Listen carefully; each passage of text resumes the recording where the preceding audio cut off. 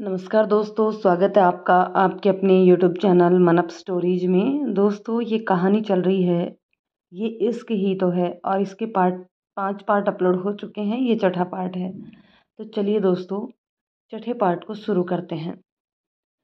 अभी थोड़ा सा खा लो, चलो उठो। पराग ने सहारा देव से उठाया और फिर उसकी कमर के पीछे तकिया लगाते हुए बोला, मैं अभी आया। ये कहकर वह किचन से उसके लिए एक प्लेट में थोड़ी सी खिचड़ी लेकर आया और उसके सामने खिचड़ी की प्लेट रखते हुए बोला, चलो 1-2 चम्मच खाओ। नहीं पराग, मुझसे नहीं खाया जाएगा। क्यों नहीं खाया जाएगा? इतनी मुश्किल से तो मैंने यूट्यूब पर देखकर खिचड़ी बनाई है और तुम कहती हो तुमसे खाई नहीं जाएगी। प्लीज़ यार, मेरी मेहनत पर पानी मत फेरो। 1-2 चम्मच खा लो। पराग बेचारा सा मुंह बनाते हुए बोला। उसका चेहरा देख दीप्ति के चेहरे पर हल्की सी मुस्कान आ गई और वह कांपते हाथों से चम्मच उठाने लगी। यह देख पराग बोला, रहने दो रहने दो। सिपाही तो लगता है पूरी तरह से परस्त है। चलो, आज यह बंदा तुम्हें अपने हाथों से खिलाएगा। नहीं पराग, तुम परेशान यार, तुम बीमारी में भी कितना सवाल जवाब करती हो। अब बिल्कुल चुप, बस मेरी बनाई खिचड़ी का आनंद लो। कहते हुए पराग ने उसके मुंह में चम्मच डाल दी। उसके प्यार भरी मनुहार के आगे दीप्ति कुछ बोल नहीं पाई और चुपचाप खाने लगी। अगले दिन पराग ऑफिस न जाकर सीधा दीप्ति के पास ही पहुंच गया। उसे सुबह ही आया देख दीप्ति चौंकते हुए बोली, तुम ऑफिस नहीं गए?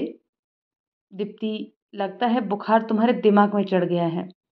अरे यार, ऑफिस ज़्यादा तो यहाँ कैसे आता? पराग अपने साथ लाई फल फ्रूट्स एक तरफ रखते हुए हंसकर बोला, मजाक छोड़ो। जब मैंने सुबह तुम्हें बता दिया था कि मेरी तबीयत ठीक है तो छुट्टी करने की क्या ज़रूरत थी? मैं मैनेज कर लेती। हाँ हाँ, पता है तुम सुपर वुमेन हो। तुमने अकेले ही प्रोजेक्ट पूरा कर दिया था, लेकिन मैं तुम्हारे जितना स्ट्रांग इंसान नहीं। बहुत ही नरम दिल का बंदा हूँ मैं। अब तुम मुझे अपना दोस्त मानो या ना मानो, लेकिन मैंने तो मान लिया और अपने दोस्त को बीमार छोड़ मैं ऑफिस जाऊं, यह मेरे एटिकेट्स नहीं दीप्ति। वैसे भी मैं कितना भी कर लूं, बॉस की नज़रों में मैं वही खिलंदड़ लापरवाह रहूंगा जैसा कि तुम भी कहती आई हो। तो छोड़ो ना, उतना ही करो जितना शरीर व दिमाग साथ दे। ओवरलोड लेना मैं कभी पसंद नहीं करता। यह तो तुमने भी मेरे साथ काम करते हुए अच्छे से जान लिया होगा। पराग आराम से कुर्सी पर बैठते हुए बोला, अपनी तारीफों के पुल बांध लिए हों तो मिस्टर पराग, मैं चाय बना कर ले आऊं? ना ना दीप्ति, चाय मैं बनाऊंगा। छुट्टी किस लिए ली है मैंने? तुम्हारी सेवा के लिए ना। पराग उसकी तरफ देख मुस्कुराते हुए बोला।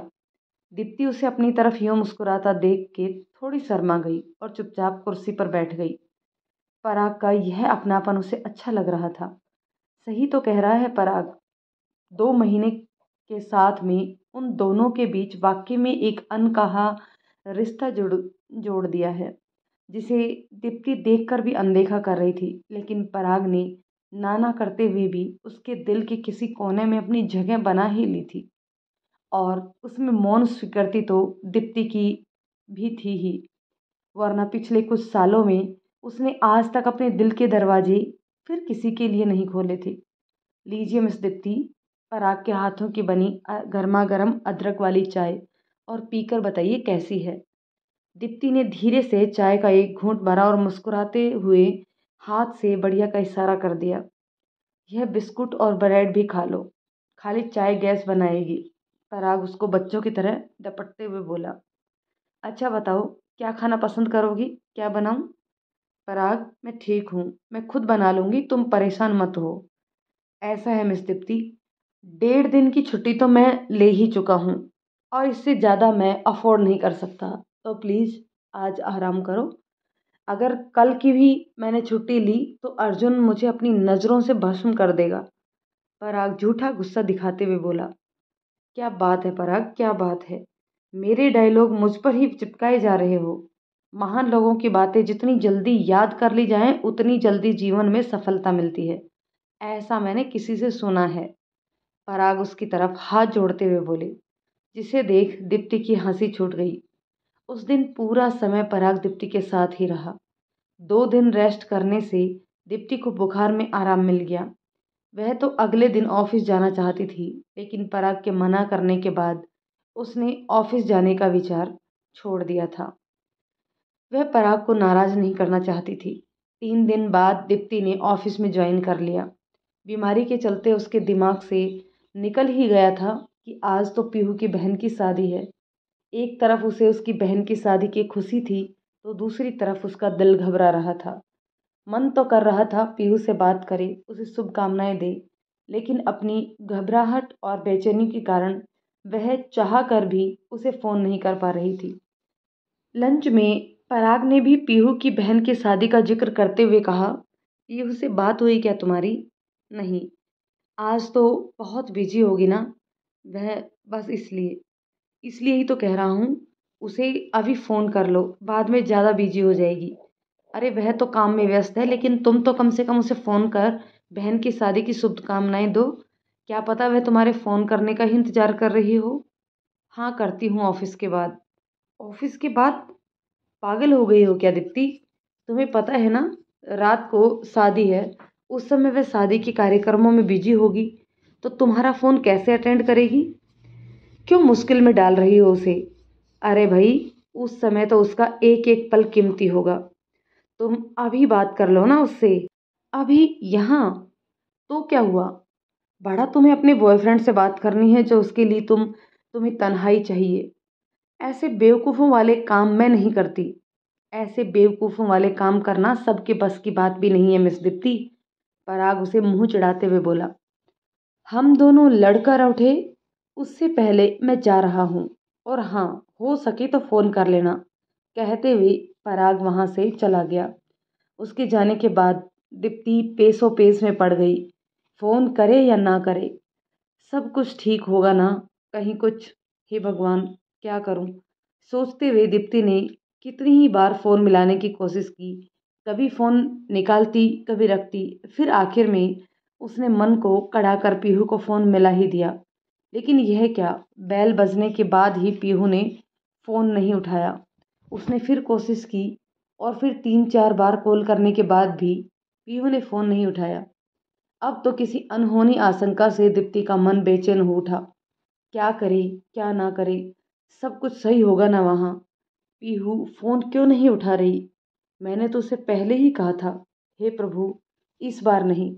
सोचते हुए दीप्ति ने दोनों हाथ जोड़ आंखें बंद कर ली, मानो ईश्वर से कोई प्रार्थना कर रही हो। और तभी उसके फ़ोन की घंटी बज उठी। उसने आंखें खोलकर देखा, पीहू का फ़ोन था। उसने कांपते हाथों से फ़ोन उठाया और धीरे से बोली, हेलो। हेलो दीप्ति, कैसी है तू? यार सॉरी, बिजी थी। पता है ना, आज बारात है, तो काम बहुत है, इसलिए शोर शराबे में फ़ोन सुनाई ही नहीं दिया। मैं ठीक हूँ पीहू, बस कई दिन से तुझसे बात नहीं हो पाई थी, तो आज फ़ोन किया। वहाँ सब कैसे हैं? तैयारियाँ कैसी चल रही हैं? और छुटकी?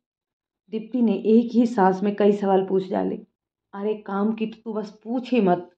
शादी के घर में काम कभी ख़त्म होते हैं क्या? वैसे अच्छा किया जो तूने फ़ोन कर लिया। सुबह से तुझसे बात करने का कितना मन कर रहा था, लेकिन फुर्सत ही नहीं लग रही थी। पता है दीप्ति, लड़के वालों ने हमारी तरफ का भी सारा अरेंजमेंट खुद ही कर दिया। अंकल आंटी बहुत समझदार हैं, हम पर किसी भी तरह का बोझ नहीं डाल रहे हैं। और हमारे दूल्हे राजा, उससे समझदार लड़का तो मैंने देखा ही नहीं। हर रोज़ फ़ोन आ जाता है उसका कि दीदी टेंशन मत लेना, और लोग दिखावे के लिए कोई खर्चा करने की ज़रूरत नहीं है। बारात में कुल 50 लोग ही आ रहे हैं। वह तो किसी भी लेन देन के हक में नहीं थे, लेकिन इतने तो हम भी गए गुजरे नहीं हैं ना दीप्ति, कि अपनी बहन को खाली हाथ विदा कर दे। तेरी तरह मैं भी बहुत डर रही थी, लेकिन इन कुछ ही दिनों में मैं अपनी बहन के ससुराल वालों से मिल पूरी तरह से आश्वस्त हो गई हूँ। और तू भी सारा डर मन से निकाल दे। पीहू खुश होते हुए बोली। यह तो बहुत अच्छी बात है पीहू, सुनकर अच्छा लगा कि छुटकी के ससुराल वाले सच्चे दिल के इंसान हैं। उन्होंने पैसों की भूख नहीं है। अच्छा सुन, छुटकी तो अभी तैयार होने गई है ना? रात को अगर हो सके तो मैं वीडियो कॉल करती हूँ। तू ठीक है ना? खाना पीना ठीक से खा रही है? हाँ भाई हाँ, मैं पूरी तरह से ठीक हूँ। अभी दीप्ति बात कर ही रही थी कि पीछे से पीहू को किसी ने आवाज़ दी। अच्छा दीप्ति, फ़ोन रखती हूँ, कोई बुला रहा है, कहकर पीहू ने फ़ोन रख दिया। पीहू से बात कर दीप्ति का दिल थोड़ा हल्का हो गया। वह अपने केबिन की तरफ जा रही थी कि सामने से पराग आता नजर आया। वह उसे देखकर मुस्कुराते हुए बोली, थैंक्स पराग। पीहू की बहन की शादी बिना किसी विघ्न के संपन्न हो गई। इसकी जितनी खुशी पीहू व उसके परिवार वालों को थी, उससे ज़्यादा खुशी दीप्ति को थी। यह शायद ही वे किसी को बता सके। शादी के 2 दिन बाद ही पीहू वापस आ गई और उसी दिन उसने ऑफिस ज्वाइन कर लिया। जिंदगी अपनी रफ्तार से आगे बढ़ रही थी। पराग व दीप्ति की दोस्ती भी समय के साथ साथ धीरे धीरे गहराने लगी थी, लेकिन दीप्ति दोस्ती से आगे अपना कदम नहीं बढ़ा पा रही थी। पराग दीप्ति के दिल का हाल समझता था, लेकिन वह अपने रिश्ते को आगे बढ़ाने में कोई जल्दबाजी नहीं दिखाना चाहता था। आज कंपनी का फाउंडर्स डे था और इस खुशी में हर साल ऑफिस में हाफ डे होता था। पीहू, दीप्ति और पराग ने हाफ डे के बाद मूवी और थोड़ी आउटिंग का प्रोग्राम बनाया था, लेकिन पराग देख रहा था कि आज दीप्ति सुबह से परेशान सी है। पूछने का कोई फायदा नहीं। दीप्ति कभी किसी को अपने मन की कहाँ बताती है, यहाँ तक कि पीहू को भी नहीं। पराग ने पीहू से कारण पूछा तो पीहू ने भी बताने में अपनी असमर्थता जताई। हाफ डे से पहले ऑफिस में एक छोटा सा प्रोग्राम था। सभी प्रोग्राम अटेंड कर रहे थे कि तभी दीप्ति का फ़ोन आया और वह परेशान से उठकर वहाँ से चली गई। जब वह काफ़ी देर तक वापस नहीं आई तो पीहू व पराग को चिंता हुई। पीहू ने पराग से इशारे में कहा, तुम बैठो, मैं देख कर आती हूँ। मम्मी, ये क्या ड्रामा लगा रखा है आपने? मैंने कहा ना मैं नहीं आ रही।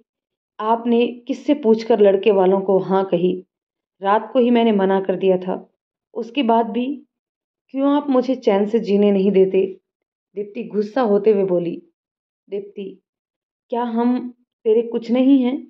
हम तेरी खुशी नहीं चाहते? बेटा तुझे पता है ना तेरे पापा की तबीयत कितनी खराब रहने लगी है। आज है कल नहीं, कहते हुए दीप्ति की मम्मी रोने लगी। मम्मी प्लीज़, आप रोए मत, कुछ नहीं होगा पापा को। मैं आ रही हूँ ना अगले महीने, हम पापा को किसी अच्छे डॉक्टर को दिखाएंगे। बेटा, डॉक्टरों को तो मैं भी दिखा ही रही हूँ, लेकिन उनका एक ही जवाब है, इन्हें खुश रखा जाए। जितना खुश रहेंगे उतने ज़्यादा दिनों तक जी पाएंगे। और तुझे तो पता है ना इनकी खुशी किस में है। बेटा बहुत अच्छा लड़का है, बस तू हाँ कर दे, बड़े अरमान हैं हमारे। मम्मी फिर वही बात। आप दीप्ति अभी अपनी बात पूरी करती इससे पहले ही उसकी मम्मी उसकी बात बीच में काटते हुए बोली, दीप्ति आज मैंने तुम्हारी हाँ ना सुनने के लिए फ़ोन नहीं किया। शादी तो तुम्हें करनी ही पड़ेगी। मैंने लड़के वालों को जुबान दे दी है। तू बिरादरी में हमारी नाक कटवाना चाहती है? क्यों अपने पापा के मौत का कारण बनना चाहती है? तू अगले हफ्ते ही टिकट करा कर जल्दी आ। मम्मी यह कैसी जिद है? आपने बिना मुझसे पूछे रिश्ता पक्का कर दिया। एक बार मुझसे बात तो की होती। क्या बात करती, क्या पूछती तुझसे? तेरा जवाब पता था मुझे। हर बार की तरह ना ही कहना था तुझे, इसलिए मुझे यह सब करना ही पड़ा। और हाँ, अब मैं तेरी कोई बात नहीं सुनूंगी। कहा ना मैंने, यह शादी तुझे करनी ही पड़ेगी। यही मेरा आखिरी फैसला है। बहुत तूने अपनी मनमानी कर ली। अपनी माँ की इस बात सुन दीप्ति के पैरों के नीचे की जमीन खिसक गई। उसे पता था वह जिद्दी है तो उसकी माँ भी कम जिद्दी नहीं। सब कहते थे कि बिल्कुल अपनी माँ पर गई है। दीप्ति को समझ नहीं आ रहा था कि अपनी मम्मी को कैसे ना कहे। फिर वह सोचते हुए बोली, मम्मी लड़के वालों को तो आपको ना करनी ही पड़ेगी। क्योंकि क्यों ना करनी पड़ेगी? बता जरा मुझे, क्यों ना करूं मैं? दीप्ति की मम्मी गुस्से में लगभग चिल्लाते हुए बोली, क्योंकि मैं पहले से ही शादीशुदा हूँ। क्या मतलब शादीशुदा? मैं समझी नहीं, क्या कहना चाहती है तू? मम्मी मैंने शादी कर ली है। मैं आपको बताने ही वाली थी, लेकिन समझ नहीं आ रहा था कि मैं आपको कैसे बताऊं। दीप्ति अपने शब्दों को संभालते हुए बोली। दीप्ति की बात सुन उसकी मम्मी के स्वर ही बदल गए। जो अभी गुस्से में चिल्ला रही थी, एकदम से खुश होते हुए बोली, तूने शादी कर ली? सच में शादी कर ली? तो पगली बताया क्यों नहीं हमें? हम तो तेरी खुशी में खुश हैं। आज तक तेरे किसी फैसले का विरोध किया है क्या तेरे मम्मी पापा ने? फिर इसमें इतना छुपाने वाली बात क्या थी? मम्मी छुपा नहीं रही थी, बस शादी जल्दबाजी में करनी पड़ी। आपको बताने का अवसर ही नहीं मिल पाया। अच्छा चल छोड़, जो हुआ अच्छा हुआ। अब तू दामाद जी के साथ जल्दी आ जा। यह खुशखबरी सुनने के बाद मुझसे तो एक पल का भी सब्र नहीं हो रहा। दीप्ति की मम्मी बच्चों की तरह चहकते हुए बोली, मम्मी कोई आपके बगल में थोड़ी ना रहती हूँ जो भाग कर आ जाऊँ। मम्मी छुट्टी के लिए अप्लाई करना पड़ता है और अभी ऑफिस में काम बहुत है। देखती हूँ जैसे ही छुट्टियाँ मिलती हैं मैं जल्द आने की कोशिश करूँगी। दीप्ति ज़्यादा टाल मटोल मत कर। 15 दिन बाद 2 छुट्टियाँ आ रही हैं और तुझे आना ही पड़ेगा। मैं टिकट बुक करा देती हूँ। बेटा इस समय तेरा आना तेरे पापा के लिए संजीवनी है। तू समझ रही है ना मेरी बात? ऐसा ना हो कि तू आने में इतनी देर कर दे कि फिर कभी। कहते हुए दीप्ति की मम्मी की आवाज़ रूंध गई। मम्मी प्लीज़ संभालो अपने आप को। अच्छा ठीक है मैं कोशिश करती हूँ। तब तक आप पापा को अच्छे से देखभाल करना। ठीक है बेटा, हम तेरा इंतज़ार करेंगे। कहकर दीप्ति की मम्मी ने फ़ोन रख दिया। दीप्ति अपनी आंखों में आए आंसुओं को पोंछ जैसे ही मुड़ी, अपने पीछे पीहू व पराग को खड़ा देखकर एकदम से चौंक गई। तुम दोनों? हाँ हम। तुम परेशान थी इसलिए मैं उठकर आई और शायद मेरी देरी देख पराग भी मेरे पीछे। पीहू ने पराग की तरफ देखते हुए कहा। लेकिन पराग, वह तो दीप्ति की बात सुन परेशान था। थोड़ा गंभीर हो दीप्ति की तरफ देखते हुए बोला, दीप्ति तुमने शादी कर ली? कब? हाँ दीप्ति, तुमने मुझे भी नहीं बताया। कौन है वह? किससे शादी की है तुमने? पीहू व पराग को अपनी तरफ घूरते देख दीप्ति और परेशान हो गई और झुंझलाते हुए बोली, बेवकूफ़ हो क्या तुम दोनों? मैंने कोई शादी नहीं की है। लेकिन अभी तो तुम अपनी मम्मी को कह रही थी। पीहू हैरानी से उसकी तरफ देखते हुए बोली, और क्या करती? हर बार एक ही बात, शादी कर लो शादी कर लो। शादी नहीं हुई जैसे मेरा जी का जंजाल हो गई। और इस बार तो मम्मी पापा ने हद ही कर दी। मुझसे बिना पूछे मेरी शादी ही पक्की कर दी। उससे छुटकारा पाने के लिए झूठ बोल दिया मैंने। दीप्ति परेशान सी वहां रखी एक कुर्सी पर बैठते हुए बोली। उसकी बात सुन जहां पराग ने राहत की सांस ली, वहीं पीहू उसे घूरते हुए बोली, बेवकूफ़, हम नहीं तुम हो। ऐसा कहकर तुमने परेशानी से छुटकारा नहीं पाया बल्कि अपनी दिक्कतें और बढ़ा ली हैं। क्या मतलब? दीप्ति सवालिया नज़रों से उसे देखते हुए बोली। मतलब भी मैं समझाऊं? शादी लड़का और लड़की की होती है या लड़की और लड़की की? अब तू लड़की से तो शादी करने से रही। हाँ, लड़के से तूने शादी की है तो वह लड़का कहाँ है जिसे तू अपने जीवन साथी के तौर पर अपने मम्मी पापा से 15 दिन बाद मिलवाने ले जाएगी, जिनके स्वागत की तैयारियां तेरी मम्मी ने फ़ोन रखने के तुरंत बाद ही करनी शुरू कर दी होंगी। बता। पीहू उसे घूरते हुए बोली। ओह शिट यार, यह तो मैंने सोचा ही नहीं। हे भगवान, जल्दबाजी में मैंने क्या कर डाला। अगर अब मम्मी को सच्चाई बताऊंगी तो वह तो शायद किसी तरह झेल भी लेंगी, लेकिन पापा। कहते हुए दीप्ति ने अपना सिर पीट लिया। अगर आप दोनों के सवाल जवाब खत्म हो गए हों तो मैं कुछ बोलूं? पराग दोनों की तरफ देखते हुए बोला। प्लीज़ पराग, मैं किसी मजाक के मूड में नहीं हूँ। दीप्ति झुंझलाते हुए बोली, तुम्हें हमेशा ऐसा क्यों लगता है कि मैं सिर्फ मजाक कर सकता हूँ? खैर छोड़ो, अगर इजाज़त हो तो मैं तुम्हारी परेशानी को दूर करने का एक उपाय है मेरे पास। कहो तो बताऊं?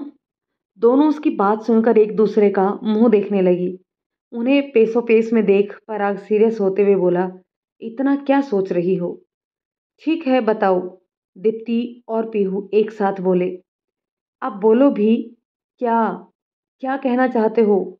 दीप्ति पराग को घूरते हुए बोली। देखो दीप्ति, जैसा कि तुमने अपनी मम्मी पापा से कहा है कि तुमने शादी कर ली है और अब तुम्हें अपने दुल्हे राजा के साथ अपने मायके जाना है। हाँ तो आगे भी बोलो। क्या मेरी ही बातें दोहराई जा रहे हो?